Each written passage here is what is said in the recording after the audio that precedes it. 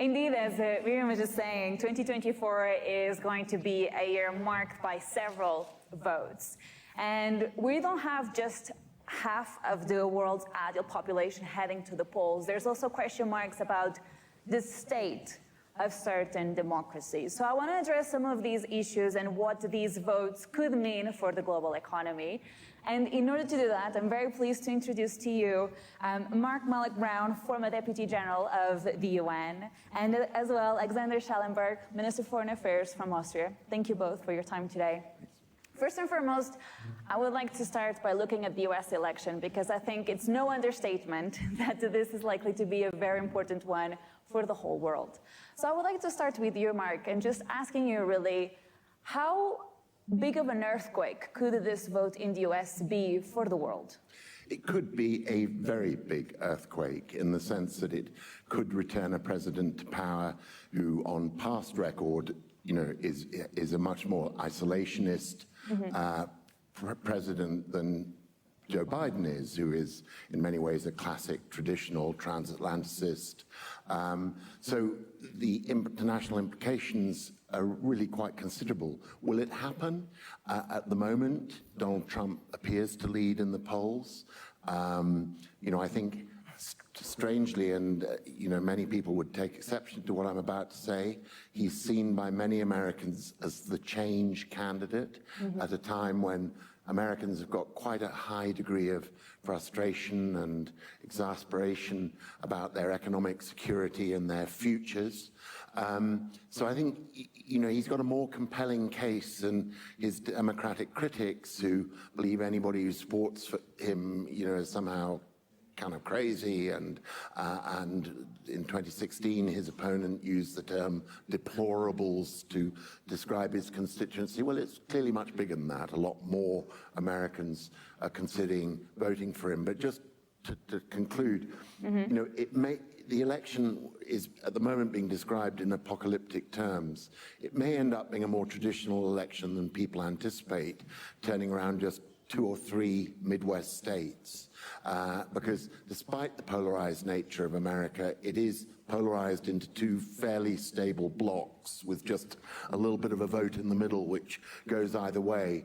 And it sort of makes the swing states, these states like Wisconsin, Michigan, Pennsylvania, and there, Joe Biden, who is a sort of born and bred Midwesterner from Pennsylvania, originally from Scranton, Pennsylvania, may still have the edge. He's sort of more blue collar and one of us than Donald Trump, the New Yorker. So I think it's too soon to, assume that Donald Trump is going to win this, or even to be certain that this will be a Trump versus Biden election. These are 2 old men. Anything could happen between now and November. Wow, that's quite a statement.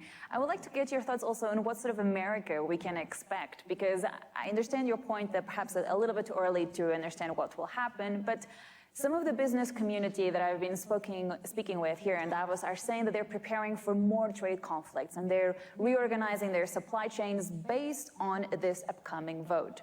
What sort of America do you think we'll have post this election? Well, look, to be honest, I think people are prudent to have more resilient, shorter supply chains. But that's more a reaction, I think, to the sort of geopolitical environment which is there, whoever is the US president. I mean, let's not fool ourselves. This is a pretty unstable world at the moment.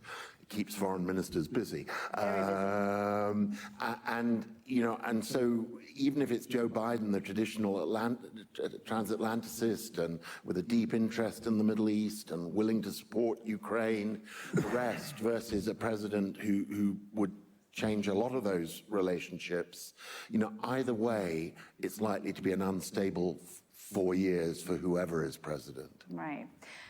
Minister Schallenberg, I had the chance to speak to one commissioner earlier this week who was telling me that the EU is preparing for a potential Trump re-election and that overall the continent is concerned about this. From your standpoint of view, how do you view the US election and in terms of the transatlantic relationship? Well, it will have definitely a huge impact on international affairs, on our relationship. But, as you said beforehand, there are so many unknowns. And I know that in in think tanks, in the media, we like to have certainty months ahead. But I have a huge trust, in the institutions, the Constitution of the US, and we should be very careful, especially concerning the US elections, but elections in general, not to treat them as a source of anxiety, of crisis. Elections are the very core of our democracies, and elections always mean change, and we always have to prepare. I will have a national election in Austria. We will have EU elections in June. And each time we will have a new composition of the parliament. That's the very essence of democracy. So let's beware, let's be careful not to embark on an intellectual debate where we end up saying we'd rather not have elections in the US, you know? Because then we're playing into the Chinese hands. They treat democracy as a weakness, making us slower, making us more cumbersome. And no, democracy is a strength. And yes, change is a strength. So let's consider that in a general perspective. But obviously, a change in the US administration would have an impact. I worked with both. I was already foreign minister when Trump was in the White House, and I worked with this administration. And I'm probably one of the most pro-transatlantic foreign ministers, I would say, definitely in Austria in the past decades. So it will have an impact. On some things not. Of China, for instance, I would say the Biden administration, to the surprise of many, has actually continued to a certain degree what the Trump administration has done beforehand. And the Trump will pick up there. They will obviously claim that they will be harder and tougher on China. On other things like Ukraine, we will have to see. On the transatlantic relationship, I would say in general terms, even if sometimes the Americans have doubts, it is and continues to be essential for both sides. We have seen that after February the 24th when Russia attacked Ukraine. It was the strength of this alliance, of this partnership, that we showed the Western world, the whole world, if we stand together, you cannot be toppled over. I mean, we are still the force number one on this planet. If Canada, US, Australia, New Zealand, the free world, and the European Union, we stand together as one. And I hope this message reached the one or the other Republican too. From my side, I will remain a very pro-transatlantic minister. I have no right to vote in the US, but the relationship with the US remains and will continue to be paramount for Austria. It's interesting what you're saying, because it actually goes hand in hand with what we heard also from President Zelensky here in Davos, suggesting to the American voters that it is important to support Ukraine. They're ultimately the biggest army in Europe at this stage, the one with the biggest force. But I would like to understand your thoughts, Minister, also on where the EU stands vis-à-vis the US and China, because this also has ramifications for the global economy. Regardless of who wins the White House, where is the place of the EU vis-à-vis these dynamics between the US and China? I could be very simplistic now, and I say, let's hope that China doesn't become the new Iraqi moment in the transatlantic relations. I believe it wouldn't be easy for the US either to disentangle 100% from China. And we, if you look at the German economy and Austrian economy, and industry depends a lot on the German economy, are very, interwebbed with the Chinese economy. And China is part of this globe. So I had a couple of, by the way, interesting trips in the past months to South Africa and other places who simply don't understand the thinking. Why do we have to choose between the US and China? We do business with both. And we do business with Russia and Europe. So don't put us in a situation where it is either us or against us, with us or against us. The thinking in Europe has evolved a lot on China. We say it's a rival, it's a competitor, but it's also a partner. We need them. Let's think about environmental policies. COPs 27, 28. Without China, it doesn't work. It simply doesn't work on this planet. So a lot of discussions will be needed on a transatlantic level, I hope, and that's one of the most important things which we have found out, and I hope the American friends too. The current administration absolutely knows that. We made a mistake the last couple of decades, I believe. We have taken each other for granted, the Americans and Europeans. We have neglected each other. If we look at what kind of news from the US reaches newspapers in Europe? It's school shootings, it's only the disasters. And probably, I don't know what kind of news from Europe is printed in USA Today. It's only the bad news, probably. And we have found out now that we have to work together, and I believe, and it will strengthen America too. So if we talk about artificial intelligence, you talk about China, you talk about climate, I believe the US has to know that they need partner. You cannot embark on a new Monroe Doctrine 2.0 and neglect the rest of the planet. Yeah. And we know it. But I count on the fact that the Americans know it too. Yeah, isolation is not an answer. Mark, let me turn to you and ask you about the UK election, because we're also approaching a general election there, and the expectation is that we're going to see an end to a conservative leadership. What is that going to mean in terms of the UK's role in foreign policy? Well, I think this is, I was with a former senior British cabinet minister, George Osborne, on a panel earlier this week where, you know, he essentially said, we Brits should be very pleased. We're likely to have a very boring, predictable election, even though his side are likely to be out of office after a long period in government. But, you know, first, it'll be an election where neither side will contest the outcome, where, you know, almost certainly the Labour opposition will return to power, but where there will be, on foreign policy, a high degree of continuity. You know, I think Labour governments, and I was a member of one myself, you know, really try to preserve what used to be the principle of US foreign policy too, which is as much continuity between governments as possible. So the Labour opposition has, you know, broadly been a bit more cautious on particularly Gaza than the government, which has thrown itself right behind the Israeli position, but not.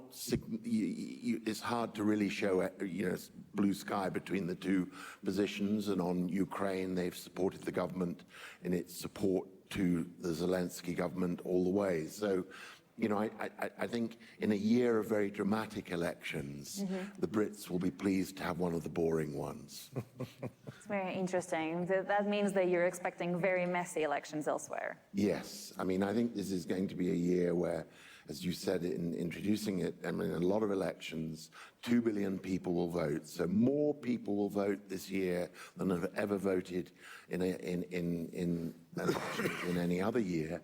But it comes at the end of 2 decades, essentially, of democratic decline as measured by the different indicators. So the quality of democracy is down pretty much across the world when you look at the institutions of the legal institutions, the free media, the quality of the vote itself.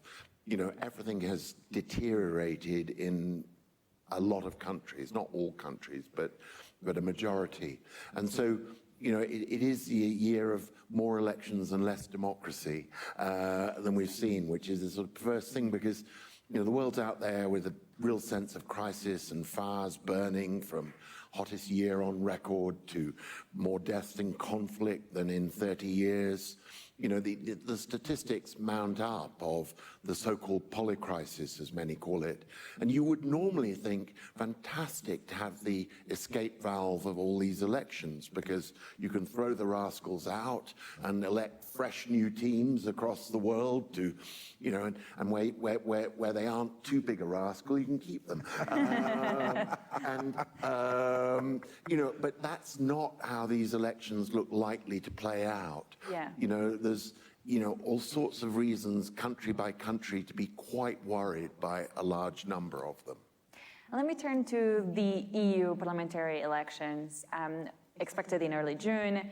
And according to the polls at this stage, what we're likely to see is a surge in terms of voting for far-right parties, but ultimately we're still going to get a pro-European parliament. But my question to you, Minister Schallenberg, is what does this mean? What does this fragmentation mean for policy making going forward? Can the EU function with a parliament that's going to be even more fragmented than what we have right now?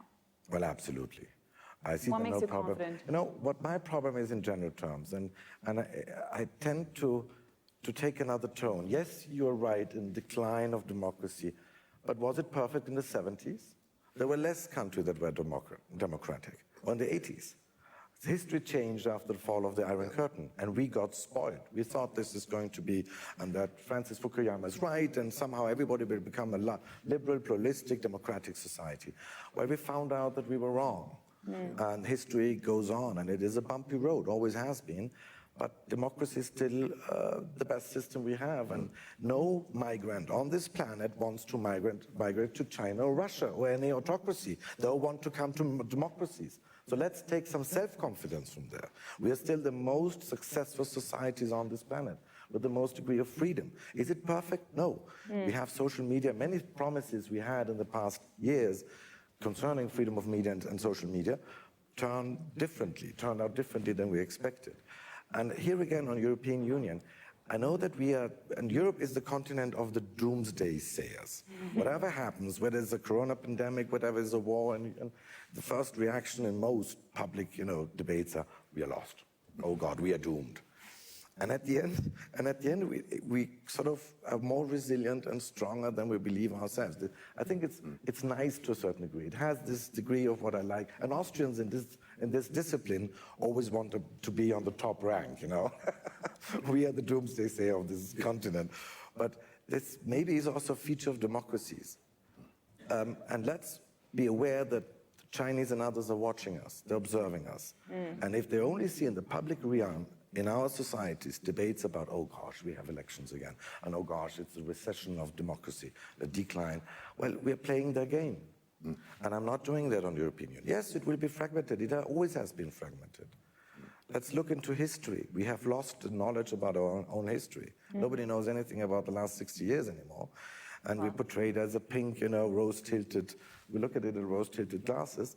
And I have a deep confidence in the strength of our institutions on the European level, in Austria, in the UK, in the US, and other countries as well. I mean, elections are part of the democracy cycle, and they are a positive thing. But the reason why it's also important to talk about them is to understand how we can protect this side of democracy. One of the debates here at Davos is the potential impact of AI and disinformation, misinformation as we approach all of these votes. So how can we protect elections and democracies?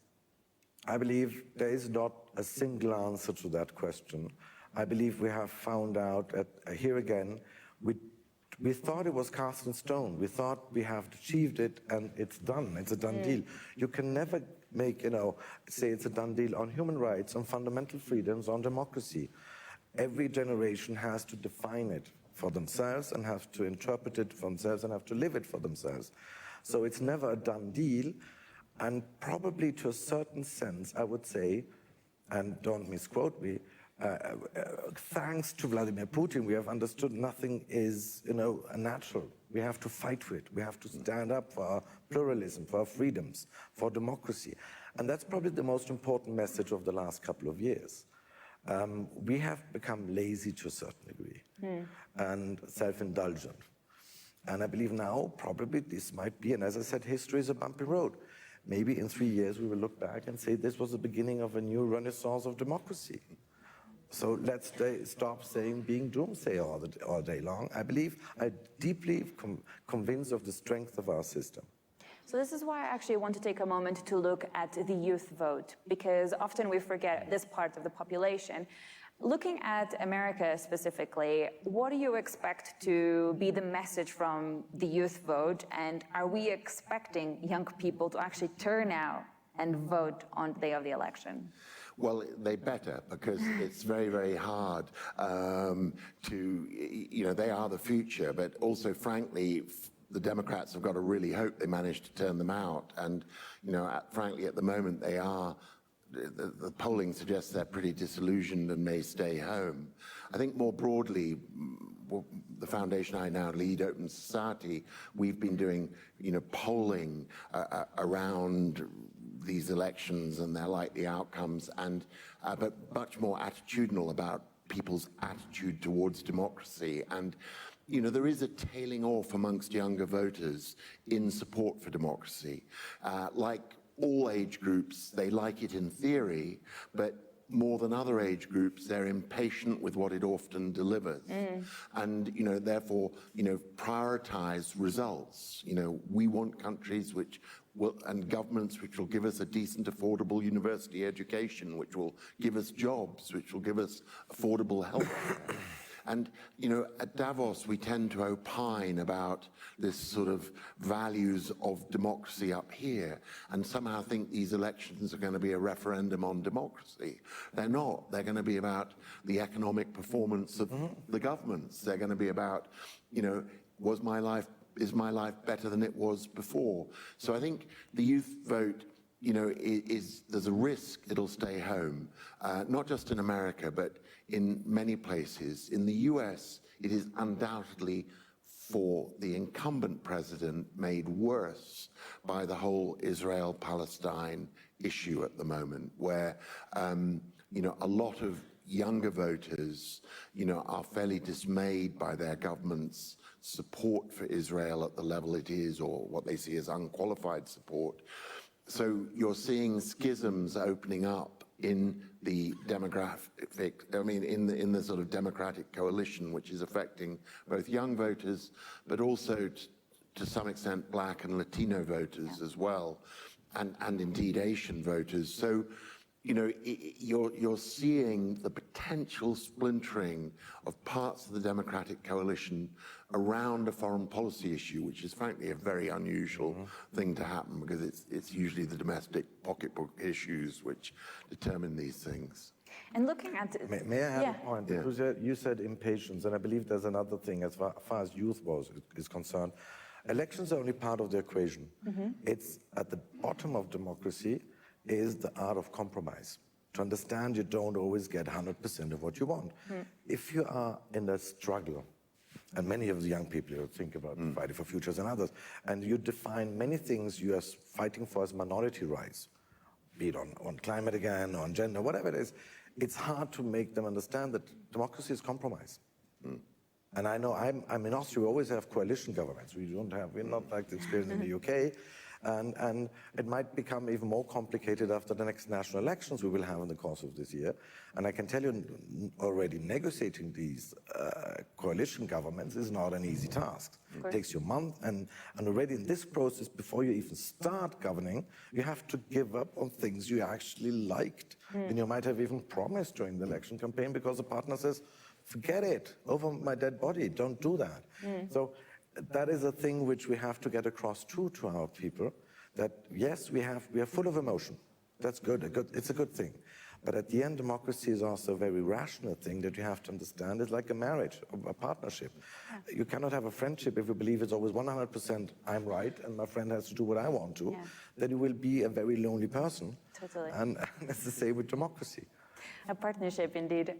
We're approaching the end of our conversation, but I want to take a moment to still look at Russia, because they're also likely to have an election this year. What are your thoughts exactly? That's also a school of thought there.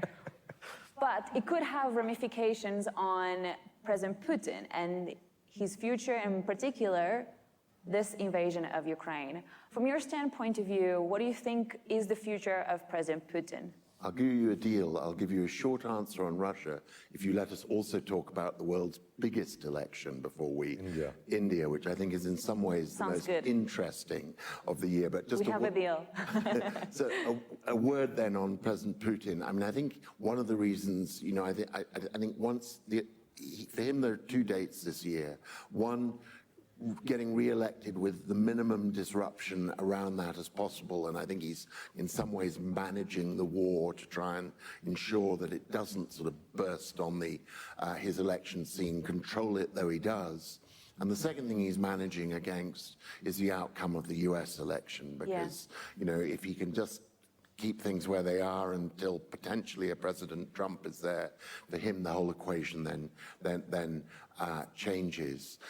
As to his longevity, there are a lot of Kremlin watchers who've predicted his demise many times, a bit like the clock stopped at midnight. One time they'll be right, but I don't know when it'll be. Can I say a word about India? You can, go ahead. Because I think And I'll come India, back to for you. students of democracy, is in some ways the most interesting because, almost certainly Prime Minister Modi will be re-elected. For many of us who care deeply about human rights, that's perplexing because of his treatment of the very large Muslim minority in the country and the apparent breach of the constitution that has preceded that, and his weakening of institutions like the free media, the judicial system, et cetera, But you have to offset against that both the power of an extraordinarily effective political narrative, which has driven his popularity numbers sky high. And second, the fact that many ordinary poorer Indians feel he's their champion and that he's delivering for them in a way that the much more, in their eyes, middle-class Congress governments of the past didn't. So I think it's an object lesson in, we can't just jump to condemn without bothering to stop and understand the factors that determine these election outcomes. We may not like them, but we have to respect them. Naturally. Minister Schallenberg, Russia, India, a quick final thought. On India, I fully agree, and we should be aware of saying one size fits all. It's a difference whether you vote in a 1 billion plus country with the history of the Indian subcontinent. I grew up myself there. Or if you look at the UK or Austria. And on Russia, one thought, I don't expect any changes. He will manage. He will go on. But the interesting fact is that another thing. Why do these sort of countries, and we all know it's not a democracy in the real term, why do they go through the hassle of actually having elections with all the, inconveniences, with all the possible risks? Because in a certain sense, it's like a positive box of Pandora. You have opened it, and even in Russia, with the total control of Kremlin, of the media and the public and so on, they cannot put it back. So that's the strength of the idea. Even in countries which are only, so to say, democracies, they wouldn't dare put them back in the box because they can't. People want to have that. And that's actually the very essence of the strength of democracy. So I am one of those who say it's a bumpy road, has always been. It's the same on human rights. It's the same on fundamental freedoms and everything. But let's stop talking of a decline or a recession of democracy. No, it's the strongest idea out there. And even autocrats cannot get rid of it and have to go through the hassle of actually having elections, although everybody knows the outcome beforehand. Yeah. And if you had the crystal ball, how does the end of 2024 look like? Because with the start of this year, we have all of these votes ahead. Let's imagine we're in December 2024. How does the world look like, Mark? Well, as I say, I think it's unlikely to be the safety valve which gives us a whole set of new, fresh governments and new strategies to tackle the problems. I think it'll be likely as not a fairly messy outcome, but it will be one which has surprises because this is part of the genius of democracy. It delivers surprises. And I would say one more thing. I mean, democracy is a marathon runner. Authoritarianism is a sprinter. And you just see all the evidence. You lose GDP if you have authoritarian governments. They don't know how to renew themselves. They tend to be very policy light and live by slogans. So I think the long-term prospects for democracy remain extremely strong. Minister, you agree with the marathon analogy? Absolutely, and I believe, if we meet in 1 year's time, it will be probably much the same now. But I think the interesting year is less 2024, is 2025. We're completely focused on this year because of elections, but actually the year which is completely dark yet is what is going to happen in 2025, and that's what is keeping me busy because democracy is a fun thing. You don't know whether you have a job next Monday, but you act in policies as if you were staying in power for the next 10 years. So, and I believe the next year, let's be self-confident. Let's know about our resilience, our strength. We will meet. We will be democracies. We will be living human rights and fundamental freedoms. And let's believe a little bit more in ourselves and our strengths. And on that positive note, thank you both for your time. It was a pleasure having you on this panel, and thank you to the audience as well.